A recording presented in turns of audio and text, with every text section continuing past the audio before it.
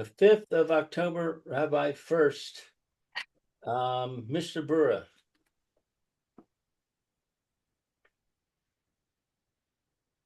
Okay.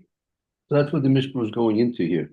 That in spite of the fact that the mitzvah itself is apparent and the specific timing of the mitzvah has been timed to make it apparent that we're doing it for the sake of the mitzvah, nevertheless, you still have to have that basic kavanah that you're doing it for the sake of the mitzvah.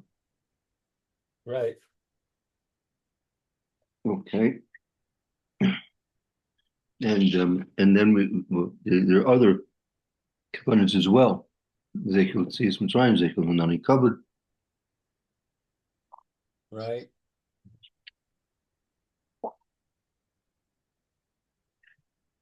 Okay, let's take a look. Okay, weiter. Ulechein tziva osanu she'maaseh b'chodesh hashvi'i shehu zaman hagishamim v'derech kol adam b'teis misukaso leveso, and therefore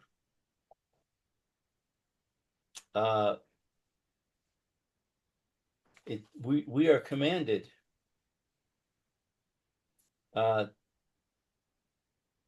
to do on the 7th month, that it is a time of rain, and it's the way of all people to go out from their sukkahs to their houses. V'nachnu yotzin min habayis le'shev b'sukkah, but we go out from our houses to dwell in the sukkah. Bizeh mar'eh shehu oseh l'shem mitzvahs Hashem Yisbarach, according to the Torah. So in this, it is apparent that he is acting for the sake of the commandment of Hashem.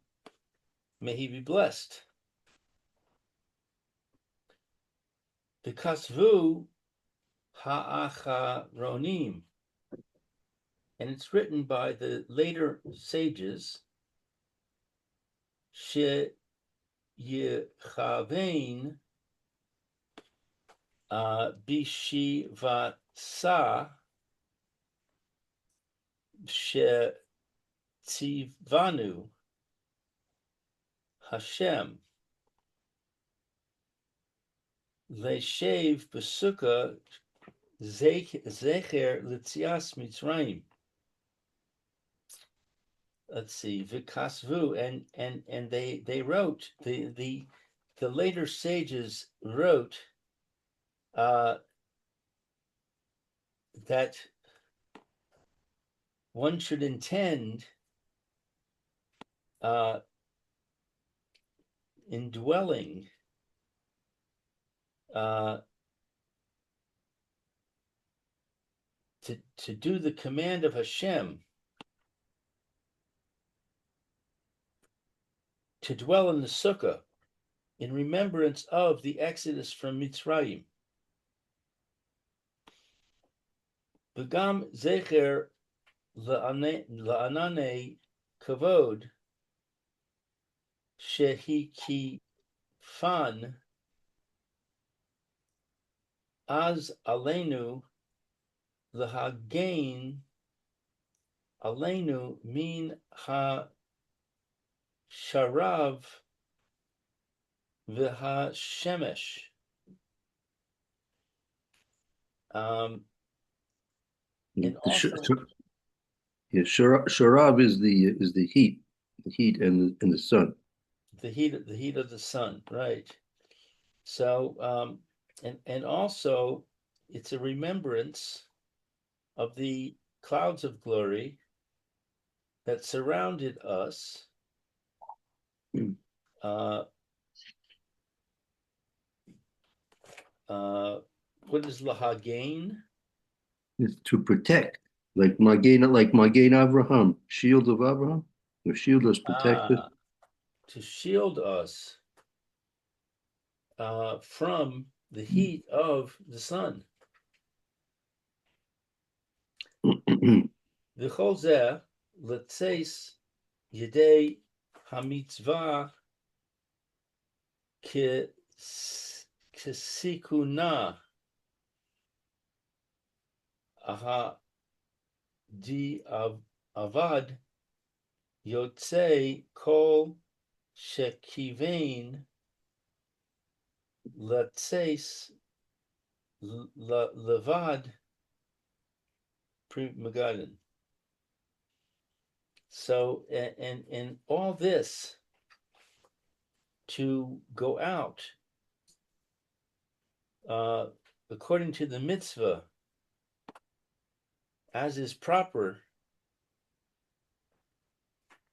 This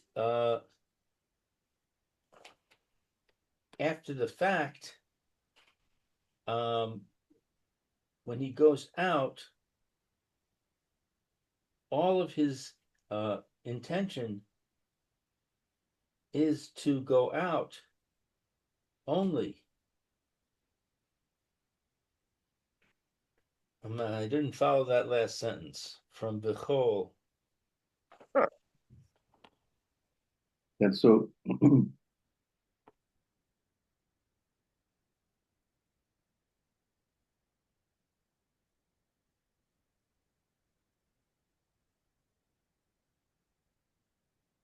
that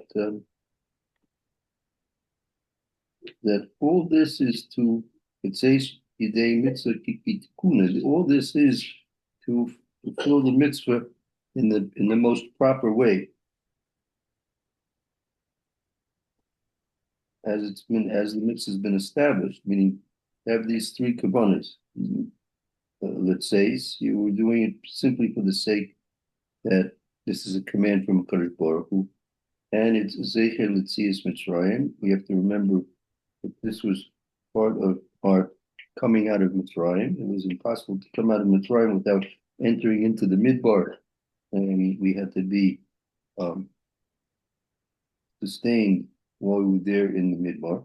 And also the Anani covered the Anani covered how they Hashem provided extra protection for us, and the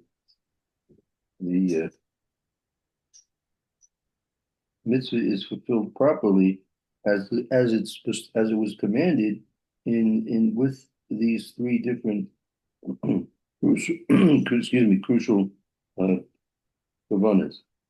So that's what it says here. All that it says today mitzvah tikkuna. However, after the fact, a person would be yotzi called to even it says avad. The person b'diavad after the fact, if he only had the one to do it for the for the sake of the mitzvah itself, he would be yotzi. But there's a lot of discussion now that if a person, let's say a person simply went out to the sukkah, it's a nice, cool, shady place and has a nice, comfortable chair there or bed there. He went out to take a nap. So it's questionable whether he's actually fulfilling the mitzvah there or not. Right? It's very similar to paying the barber, the cab driver, the electrician, without having kavanah to fulfill the mitzvah. Right? There's for example, another Priyaspal Choiv is a mitzvah. To pay back a loan is a mitzvah. So if someone lends you money, they give you a favor, they lend you money. When you pay back, it's a mitzvah. So people may not really think about the fact that they're doing a mitzvah. Hashavas Aveda, you find somebody's wallet, right? You returned it to them. They may not really be thinking, well, let's put it this way, if they're not thinking about doing a mitzvah, it's very, very possible they're not getting any credit for doing the mitzvah. Maybe, okay, they did a good deed, right? So, okay, the whatever amount of credit a person gets for doing a good deed, he may have received the credit for doing the good deed, but he's not getting credit for doing a mitzvah. So, yeah, so it's important to have that these extra special kavanas because this is something going out into the sukkah, something which is well very very commonly done as a regular activity of life. Mhm. Person brushes his teeth. Is it a mitzvah to brush your teeth? Yes, it's a mitzvah to brush your teeth. We're commanded to guard over our health, right? Right. The more nafshas taken, you should guard over your health, guard over your physical state. So brushing your teeth is in fact a mitzvah, right? So if he's thinking about doing a mitzvah and brushing your teeth, that's very good. If he's not, then could be he's not getting any credit for doing a mitzvah.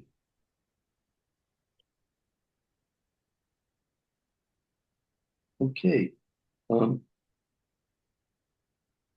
Now we can proceed to Sukkot and base, I guess. Okay.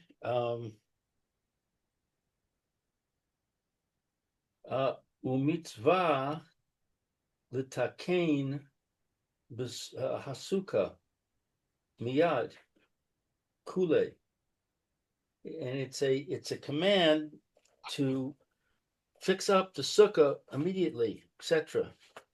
Af dichva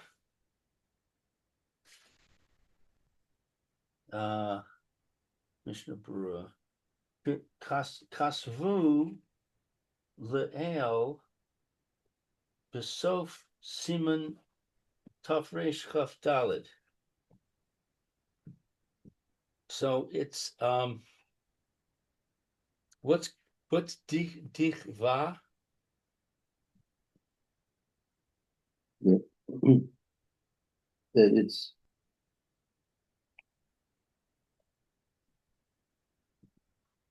has already up the kavar kasu, even though it's already been written la'el above in the end of Simon Tafresh Kaftal. That's on the opposite page. That's right. It's directly on the opposite page. We'll take a look at it in a moment.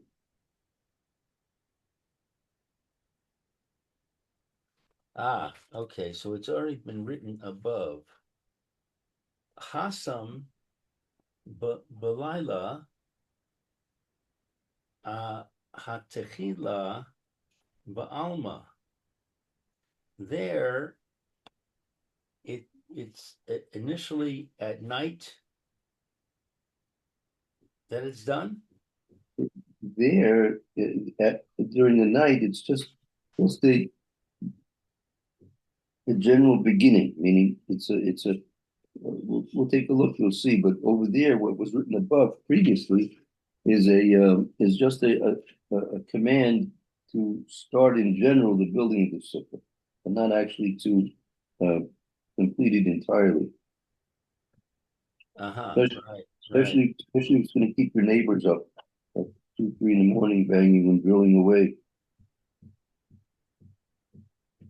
Right. Hasam Belila. Wait, did I read that already?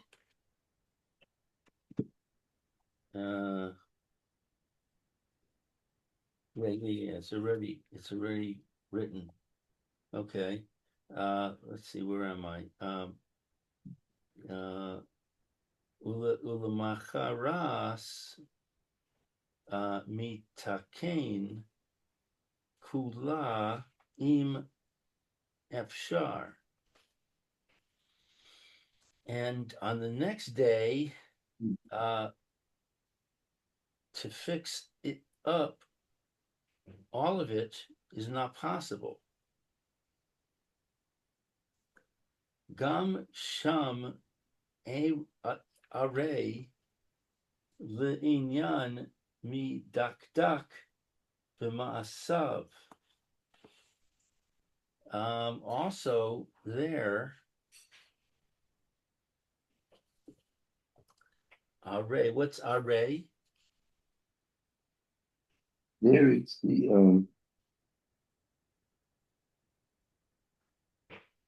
we're referring to. But Gam Sham also there are referring to the Indian to the subject didactic mitzvahs of those people who are scrupulous in doing their mitzvahs.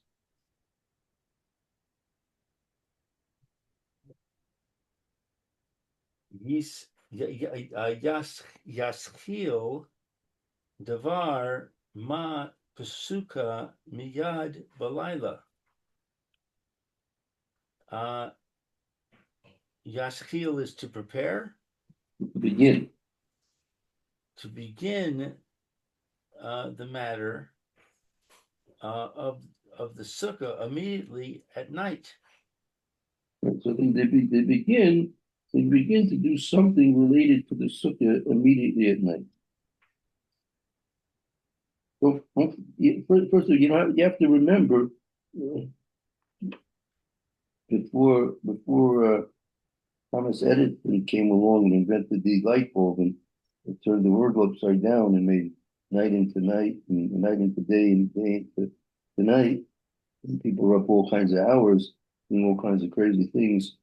People, when it got dark, like it was dark outside. People did not usually engage in activities at nighttime. You need to light torches and things like this. You know, you didn't have your 560,000 watt light spotlights, strung all over with brighter than day. It was hard to work outside at night. It wasn't maybe had the moon shining and things like this. People in general went to sleep at night. So here it's Motzi Yom Kippur. Motzi Yom Kippur. So you come home from shul, it's already dark because you're coming home after Shkia for sure. And you have to eat something, and then so you're not going to build a sukkah, but like the Motzi Yom Kippur is the 11th of the month. So the moon is not quite full, so it's not giving full illumination to the earth at that time, as it is when it's a full moon. So you have some light from the moon, but in general you're working it in the dark, right? And as I said, unless you're gonna light torches, you're not able to do a lot of construction in certain circumstances. So the mitzvah was to do something to start the mitzvah of building the sukkah at night, and then the next day, that's if possible, that's when you finish building your sukkah.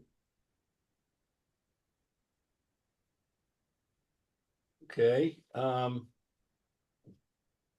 Let's see.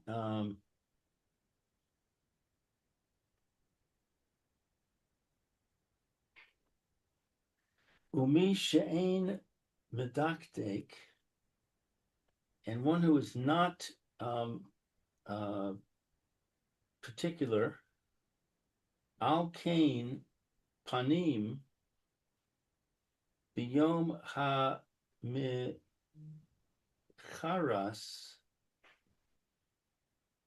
achar yitziah mibein hakineses. The person who's not medactic, he's not so careful in doing his mitzvahs. So at the very least, the next day,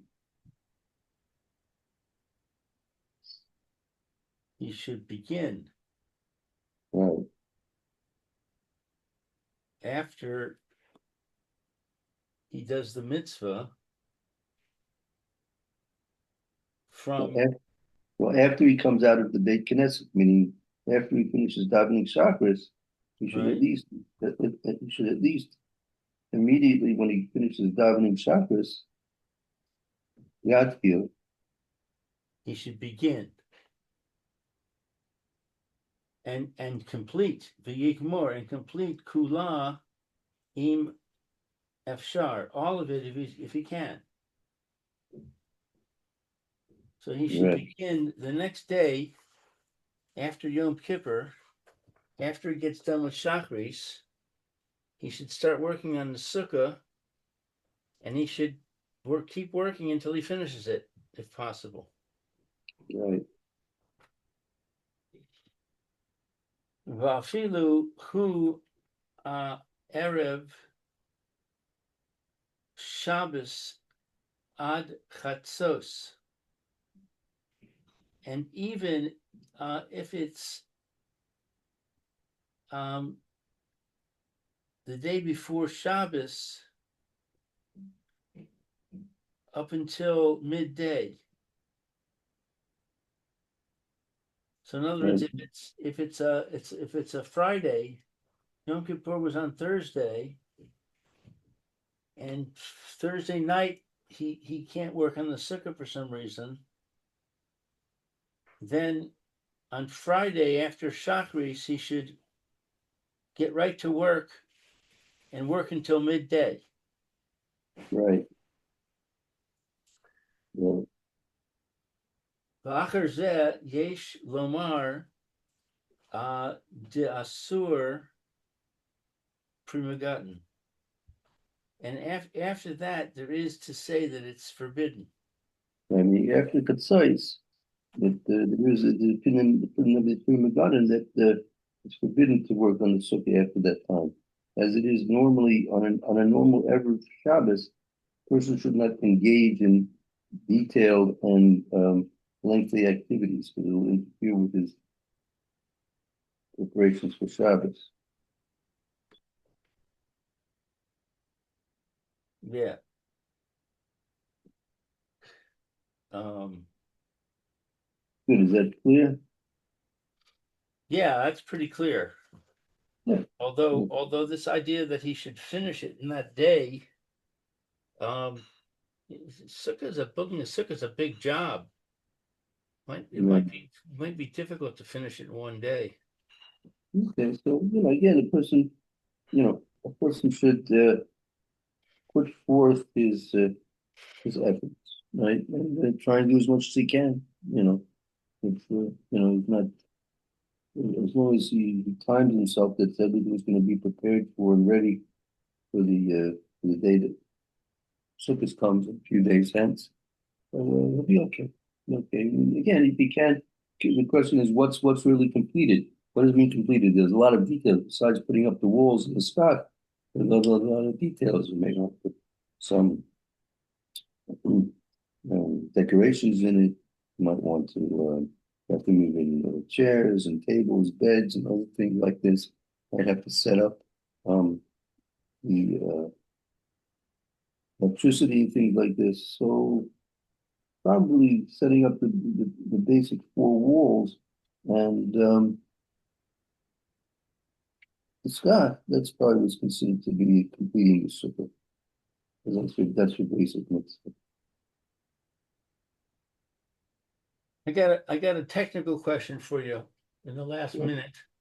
Um, in the past, we for washing our hands, we set up a large urn Right, that has a faucet on it, and we put it on a little TV table right outside the sukkah in the courtyard, which is stone. right, And then we put a bucket underneath it so we wouldn't make a big mess. But if a right, little bit of water spilled, it wasn't a problem. right. Now the sukkah is built on a hill Mm, in the park, which is all dirt, Mhm. and the dirt is all around it. The sukkah is surrounded by dirt for a good 15, 20 feet till you get to the the wall that borders my property. Right. So um, what I could do is I could set up that urn inside the sukkah, but somebody told me that you're not allowed to wash inside the sukkah. Um, I'm not so sure about that. Um, I'm not sure if it's clear. I mean, it's usually maybe we'll get to that next time. The things you're forbidden to do in the sukkah are things you would normally not do in the living room of your house. So people have sinks. I mean, for example, I have a sink in the living room. I mean, it's not unusual that you would wash it. Usually wash. Sinks are usually not located where the dining table is exactly, but for example, on the night of Pesach, you wash your hands right there at the table. There's a minute that some people have their hands washed right there at the table, right? Right, definitely. So, And we have a sink also right next to the living room, right, and we use it. We use it on Shabbos to wash our hands. right. The thing is like this: if it's some type of a thing which is not if it's unsightly, it's something which is like like it's an industrial type of a thing that you wouldn't really keep in your living room, right? That that would make it a little bit more problematic in terms of the um, covet that the honor a person wants to give to the sukkah. Um, Right. so that's something we can maybe discuss it next time. Um, the other thing is, I mean, if there's any way of, sometimes you can buy, depending, I mean, you say it's on a slant, so any water that would spill is automatically going to drain off into the dirt, you mean? Well, no, we made the floor. We built a floor and made it level, Right, and then right, I put on there a tarp, a good, rain tarp on the right, floor that's right, waterproof. good, very So good, right, so I'm safe there. If we spill something, it should not go on the dirt. right. So if you would need to keep the washing outside of the sukkah, so then is there any way to even put the table there? You told me it's on a slant. The whole level is on a slant. So I can't even, from what you told me, I can't imagine how to even set up the table to leave it on a slanty area. Now, putting it outside the sukkah would be very difficult because it's like you say, it's not flat. It's Mhm. definitely it's on top of a hill. Uh, Right. so it would be very difficult to be safe, and we wouldn't water the ground. Um, yeah, I mean, again, not seeing the urn that you used. I mean, again, I mean, what do you do with the excess water? I would put a bucket underneath the I put the urn on a table, Right, and then the faucet is sticking out over the edge of the table, and then I put a bucket on the floor so that the water goes into the bucket. right, right.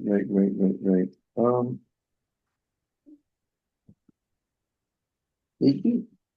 Okay, I mean, it could be problematic, but it wouldn't necessarily it wouldn't the sukkah. You could maybe make a some type of a curtain or partition if you put it in the corner and partition it off a little bit. It might be a little bit more it might be complicated that way. Um, um, I could do that. We have curtains. that could be done. Or what yeah.